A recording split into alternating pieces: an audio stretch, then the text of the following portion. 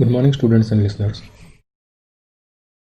Welcome to our first lecture of Introduction to Python. Hope you are all doing well and enjoying this beautiful atmosphere of rainy season at your home. So let's begin our lecture. Today we are going to cover characteristics of Python, history of Python, why to use Python, Anaconda IDE, then Python as a calculator, the use of modules, how to use a modules, and a practical session of basic Python coding. So our first topic is characteristics of Python. But before going into detail about characteristics of Python, let me give you a simple introduction to Python. We are all aware that Python has emerged as a leader among the well-established and optimized language, including C, C++, and Java, for very simple reasons. If you remember, Python incorporates the principle of philosophy that complex tasks can be done in simple ways. We tend to think that real-world complex problems need complex pathways and to produce complex solutions. The developers of Python embrace this exact opposite philosophy. Python was created to have an extremely fast and simple learning curve and development process for software engineers. As a result, it is considered to be the most general-purpose programming language, since users can work in almost any study domain and still be able to find a useful piece of code for themselves. Python harnesses the power of open source movement, which helps it amass a huge user base from virtually all walks of life. Being open source is nature. Python allowed people to make small programs and share them with each other with ease. If you are not aware, I would like to make it a note here that there are around 2 lakh modules that has been submitted by a group of developers around the world for performing various tasks of Python. So a module is a group of programs to perform various tasks. You can also say it is a package, a group of functions also. The large number of modules and developer has allowed Python use to jump rapidly within the computer science community and finally grab one topmost position as the programming language. So in single sentence line, I can say the philosophy of Python can be defined as Python is a multi-purpose, portable, object-oriented, high-level programming language that enables an interactive environment to code in a minimalistic way. So let's look to each individual characteristic of Python.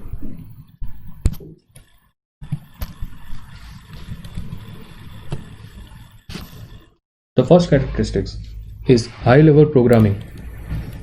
A high-level programming environment or language is a language that is separated from the details of a particular computer. There is also low-level language programming is one where user directly feed the machine code to a processor for obtaining the result. A high-level language provides facilities like library function for performing the low-level task and also provides ways to define the code in a form of readable to humans, which is then translated into machine language using an assembler. This is all known to you. The second characteristic is interactive environment. To a large extent, Python derives its philosophy from the ABC language. If you are not aware, it is largely related to C and Unix shell environment. They served an inspiration for the interpretative nature of working environment. The interpretative nature means that Python represents REPL based interactive environment to a developer. REPL stands for read, evaluate, print, and loops.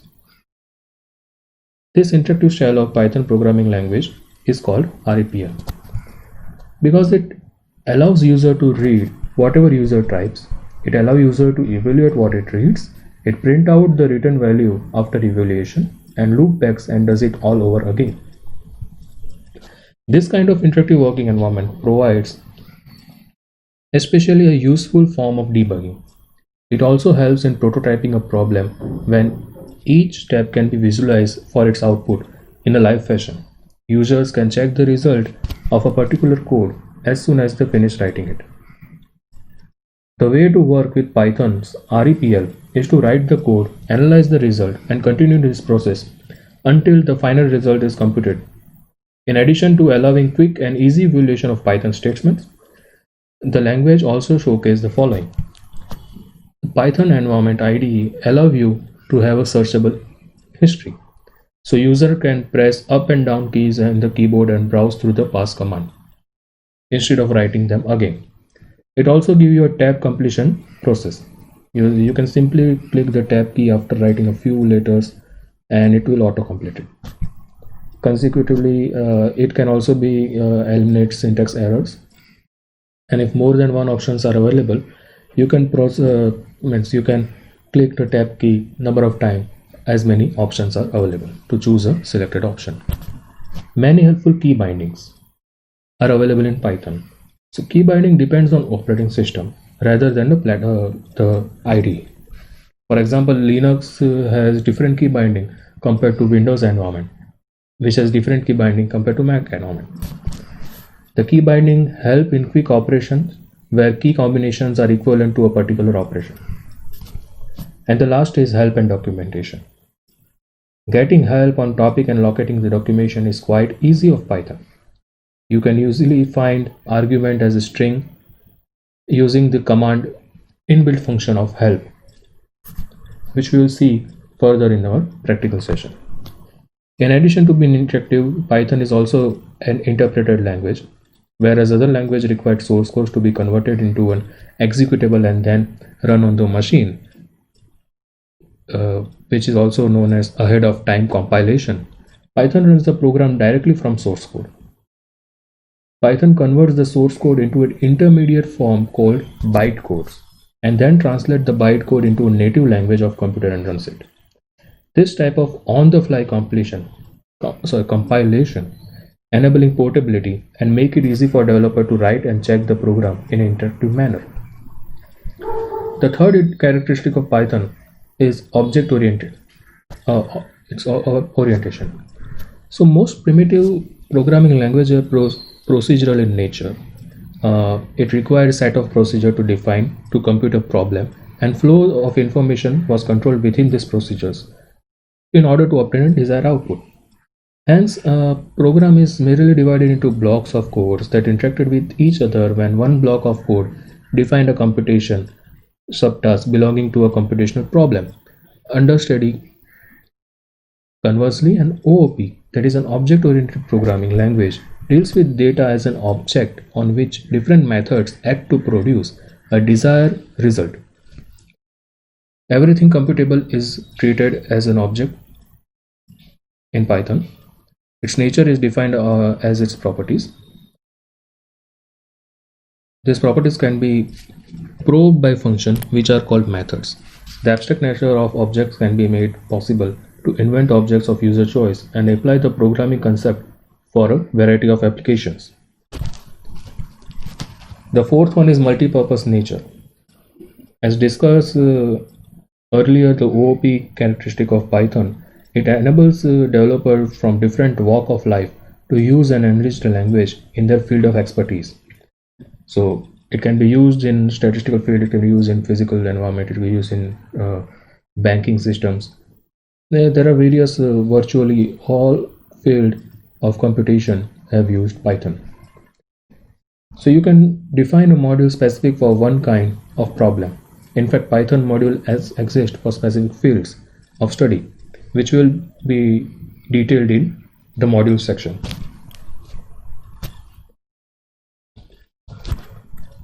The next characteristic is minimalistic design. The minimalistic design philosophy of Python means that it emphasizes code readability. It also provides a syntax structure that allows programmers to express concepts in fewer lines of code in languages such as C++ and Java. Moreover, Python provides the means to write programs that can be scaled up easily. Python features a dynamic type system where a Python interpreter guesses the type of object by its definition, which avoids the user need to define the same. The core philosophy of language is summarized by Tim Press in his document The Zen of Python.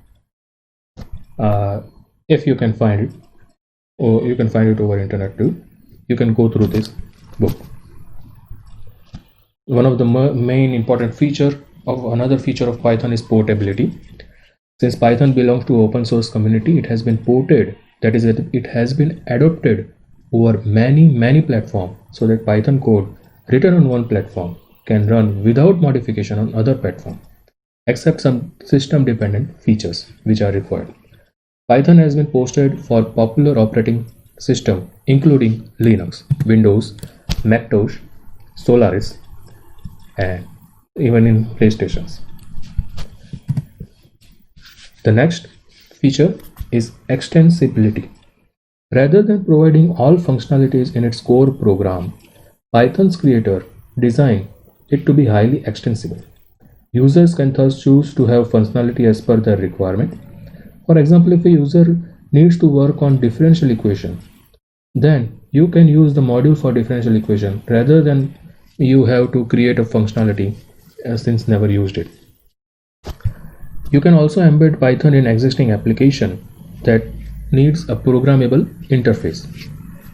Python programs can be embedded into other programs written in programming languages such as Julia, C, C++, and so on. Furthermore, other programming language code can also be embedded into Python.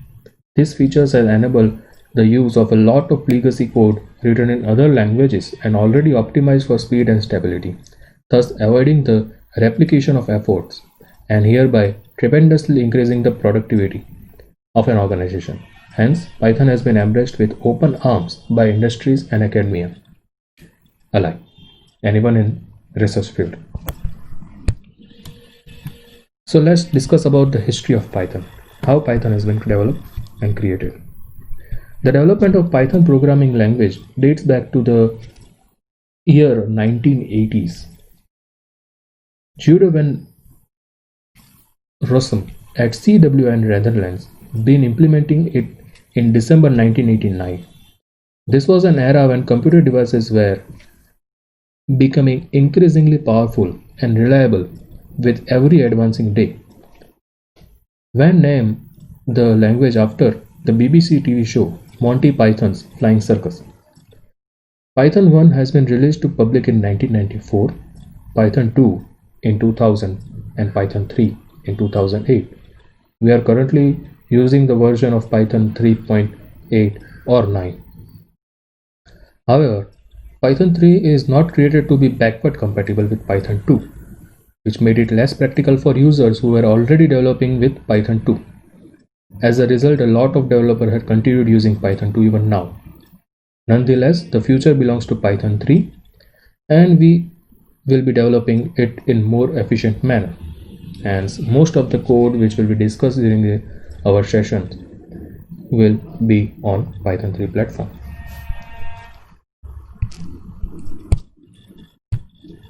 Why Python? That's a question for everyone. That why to use Python? Even it is used in many, we have different options only. Why Python is more used? See, many problems employ numerical computation both on small scale and large scales. Many applications require a programming language to fit well in both these regimes. There are very few languages that can boost this quality, so Python is definitely a winner here. While running a large computation task on bigger computational architectures, memory management, speed, and reliability, which are the key parameters, Python, being an interpretive language, is generally considered to be a slower option in this regard. But its ability to use faster codes written in C, Java, Fortran using interlinked packages, Cython, Jython, and F2P allows the speed-intensive tasks to be run on their native language with Python code. Another concern is the ability of programming language to compete with physical devices. Electronic devices connected by wires and Bluetooth wireless technology to internet. Using an appropriate Python module, we can connect it to a compatible device to derive data from it and then visualize it over a desired platform. A variety of microcontrollers allow Python to run its hardware with ease. MicroPython is specially designed for this purpose. MicroPython is a lean and efficient implementation of Python 3 programming language, which includes a small subset of Python standard library and is optimized to run on microcontroller and in constrained environments. Even Raspberry Pi allows the using of Python programming, accessing the output devices. This enables the cost-effective prototyping. Users of MATLAB which argue that Simulink is one of the easiest way of prototyping and simulating an engineering problem because they don't need to code. Instead, users just stitch together the piece of code represented by graphical graph in graphical terminal. Scilab also provides this type of platform over Xcode. Python lacks this ability, and budding programmers can take this up as a challenge. A large community of developers is eagerly waiting for such a solution. So if you are there and want to develop it, you are